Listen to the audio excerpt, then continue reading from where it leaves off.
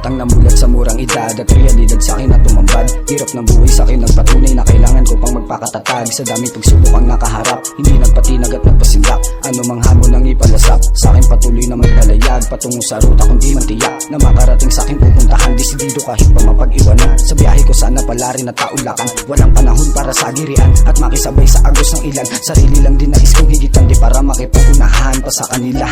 Kahit ano pa man ang sabihin ng iba, dami mga mata na sa'kin ay nakamata.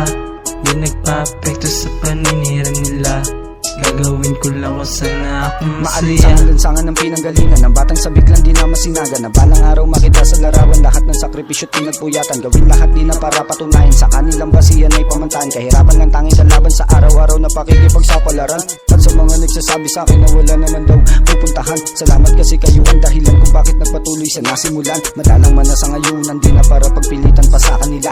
Gagawin lang kung saan masasaya habang dilat po ang mga mata.